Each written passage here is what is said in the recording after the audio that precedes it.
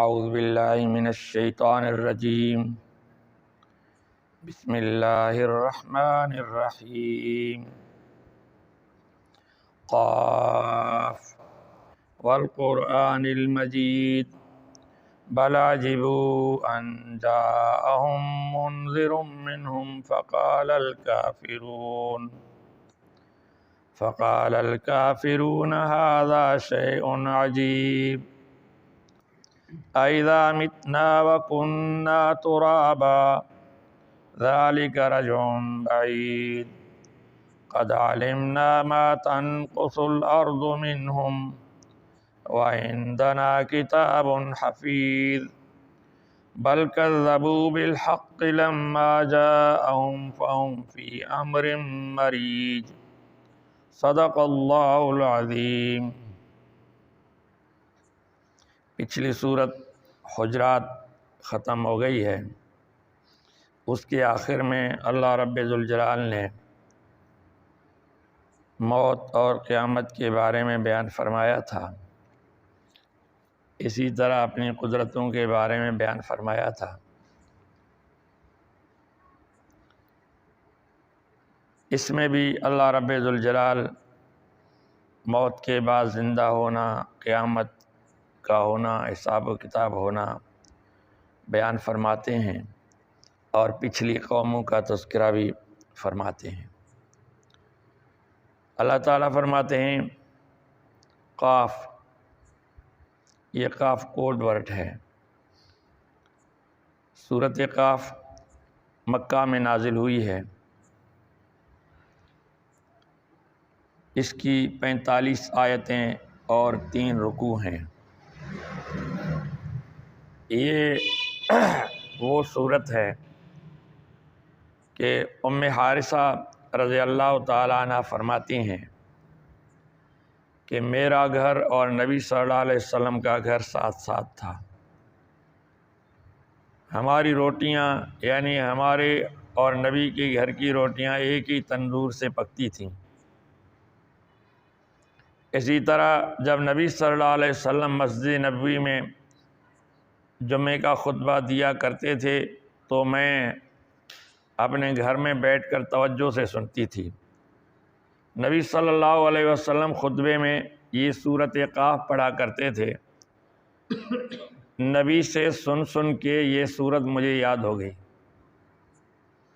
اسی طرح نبی اکرم صلی اللہ علیہ وسلم عید کی نماز میں بھی کبھی یہ سورت اور سورۃ قمر پڑھتے تھے، کبھی سورۃ جمعہ اور سورۃ صف پڑھتے تھے، اور کبھی سبح اسم ربک الاعلیٰ اور حل اتاک حدیث الغاشیہ پڑھتے تھے۔ اسی طرح فجر کی نماز میں بھی نبی صلی اللہ علیہ وسلم یہ سورت پڑھا کرتے تھے۔ اللہ تعالیٰ فرماتے ہیں قاف والقرآن المجید، قاف جیسے میں بتاتا رہتا ہوں حروف مخفف میں سے ہے، اور ان کے معنی جو کوڈ ورڈ ہیں اللہ کے نبی نے ہمیں نہیں بتائے ہیں، تو اسی لیے جب یہ سورتوں کی ابتدا میں حروف مقطعات آتے ہیں تو علماء کرام بجائے ترجمہ کے فرماتے ہیں واللہ عالم بمرادہ، اس کا معنی اللہ جانتا ہے۔ والقرآن المجید، قسم ہے قرآن مجید کی، جو قرآن بڑائی والا ہے، عزت والا ہے، اللہ اس کی قسم اٹھاتا ہے۔ آج جمعے میں بھی قرآن کے بارے میں نے تھوڑی سی بات کی تھی، تو اللہ فرماتے ہیں والقرآن المجید، قسم ہے قرآن مجید کی، مجید معنی بڑائی اور بزرگی والا کو کہتے ہیں،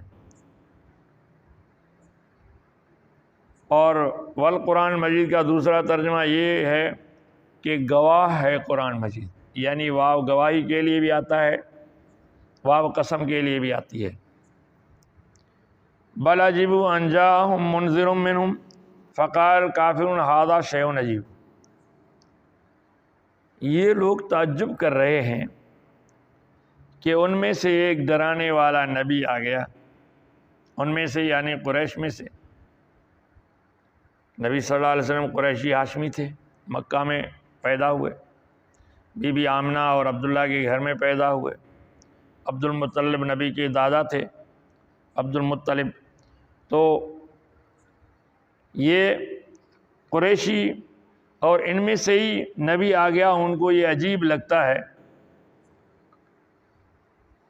فقال کا، اور پھر وہ سمجھتے ہیں وہ انسان ہے، ہم جیسا ہے، یہ کیسے نبی ہو سکتا ہے؟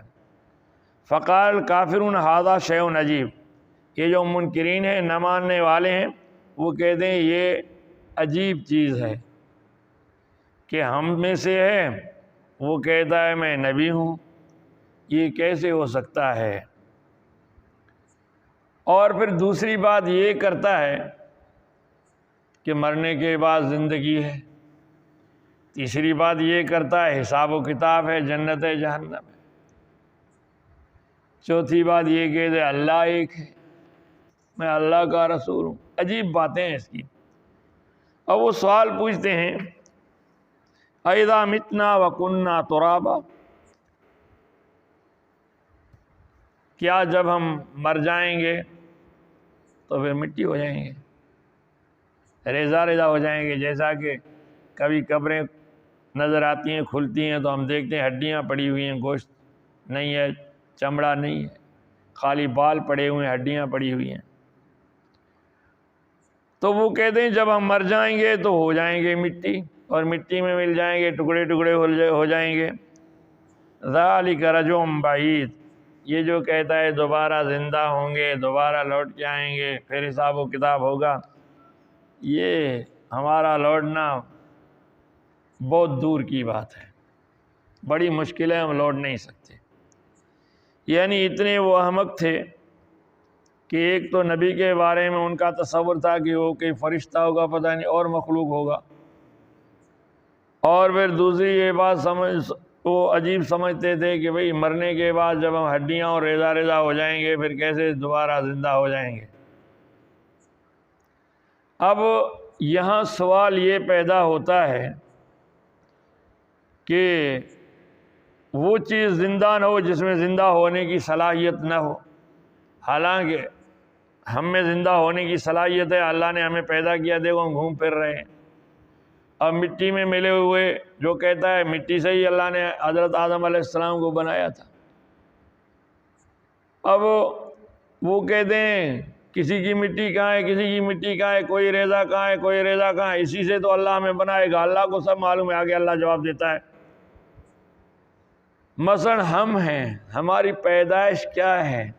سب جانتے ہیں کہ نطفے سے ہماری پیدائش ہے، اور یہ نطفہ بنتا کیسے ہے؟ یہ خون سے بنتا ہے۔ خون کیسے بنتا ہے؟ یہ ہماری خوراک وغیرہ سے بنتا ہے۔ ہماری خوراک کہاں سے آتی ہے؟ ایک سبزی کہیں سے، دوسری کہیں سے، مسالہ کہیں سے، اور فروٹ کہاں سے، دال کہیں سے، غلہ کہیں سے، چاول کہیں سے۔ ہم کبھی دبئی میں ہوتے ہیں، کبھی امریکہ میں ہوتے ہیں، کبھی کہاں کی چیز کھاتے ہیں، کبھی کہاں کی چیز کھاتے ہیں۔ ان سب سے خون بنتا ہے، ان سے نطفہ بنتا ہے، ان سے ہمیں اللہ پیدا کرتا ہے۔ پھر اتنے مختلف اجزاء سے یہ چیز بنتی ہے، پھر ماں باپ کے ذریعے اللہ تعالی ہمیں اس دنیا میں لاتا ہے، تو ظاہر ہے اس مٹی میں جو ہے تو زندگی کی صلاحیت تو ہے۔ جب ایک دفعہ اللہ نے اس سے ہمیں بنایا، کیا دوبارہ نہیں بنا سکے گا؟ اللہ آگے واضح لفظوں میں جواب دیتے ہیں دوسری صورتوں میں۔ یہاں اللہ فرماتے ہیں قد علمنا ما تنقص الارض منہم، تحقیق ہم جانتے ہیں، یہ جو کہتے ہیں مٹی کھائے گی، انسان ختم ہو جائے گا، کم ہو جائے گا، صرف ہڈیاں رہ جائیں گی، پھر کیسے پیدائش ہوگی؟ تو اللہ فرماتے ہیں ہم جانتے ہیں جو زمین ان میں سے کوئی چیز کم کر دیتی ہے کھا کے، مثلا گوشت ہے، پوست ہے، یہ کھا کے زمین ختم کر دیتی ہے، کم کر دیتی ہے، ہمیں پتہ ہے، پھر اسی زمین سے ہم اس کے اجزاء لیں گے۔ ہمیں پتہ ہے کون سی زمین میں ہے یہ۔ وعندنا کتاب حفیظ، یہ تمام چیزیں اللہ فرماتا ہے ہمارے پاس محفوظ کتاب میں موجود ہے۔ یہ جو لوح محفوظ ہے، محفوظ مانا جس کی حفاظت کی جائے، کوئی ادھر ادھر اس کو نہ کر سکے، غائب نہ ہو سکے۔ تو اللہ کے ہاں جو لکھا ہوا ہے، موت ہے، زندگی ہے، جنت ہے، جہنم ہے، ہدایت ہے، گمراہی ہے، اللہ کے ہاں تمام چیزوں کی تفصیلات ہیں۔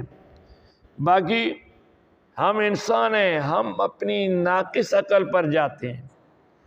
جہاں عقل کی انتہا ہوتی ہے وہاں سے اللہ کا مذہب شروع ہوتا ہے، وہاں سے دین شروع ہوتا ہے۔ جہاں وہ ختم ہو جاتے ہیں۔ انسانی عقل کیا چیز ہے؟ ہماری عقل کنویں کے مینڈک کے عقل جیسی ہے۔ کہتے ہیں کنویں کے مینڈک جو کنویں میں پیدا ہوا، وہاں جوان ہوا، وہاں بوڑھا ہو گیا، تو اچانک ایک دریا کا کوئی مینڈک آ کے اس کنویں میں گرا۔ اس سے پوچھتا ہے دے خبر تو کہاں رہتا ہے؟ اس نے کہا میں دریا میں رہتا ہوں۔ کہا وہاں پانی ہے؟ کہاں پانی ہے؟ دریا میں پانی ہے۔ تو کنویں نے مینڈک نے جو ہے تو تھوڑی سی ڈبکی لگائی، پوچھا اتنا پانی ہے؟ کہا نہیں وہ تو دریا ہے، بہت ہے، یہ کیا ہے؟ پھر آدھے میں گیا، کہا کیا اتنا بڑا دریا ہے؟ کہا نہیں، یہ کیا ہے؟ وہ تو دریا ہے، بڑا پانی ہے۔ پھر آ کے بالکل تہ میں زمین پر مینڈک بیٹھ گیا۔ کہا اتنا ہے؟ کہا اس سے تو بڑا ہے۔ پھر چاروں طرف سے گھوما، کنارے میں، اندر نیچے، کہا اتنا ہے؟ کہا اس سے بہت بڑا ہے۔ کہا تو جھوٹ بولتا ہے۔ کہا کہ تو بڑا جھوٹا ہے، اس سے بڑا پانی ہوتا ہی نہیں ہے۔ کیوں؟ اس کے دماغ میں، اس کے سامنے وہی کنواں تھا، کنویں سے کبھی نکلا ہی نہیں تھا۔ اس کے خیال میں بس پانی اتنا ہوتا ہے، اس سے بڑا کوئی پانی ہوتا نہیں ہے۔ حالانکہ کہاں دریا کہاں کنواں۔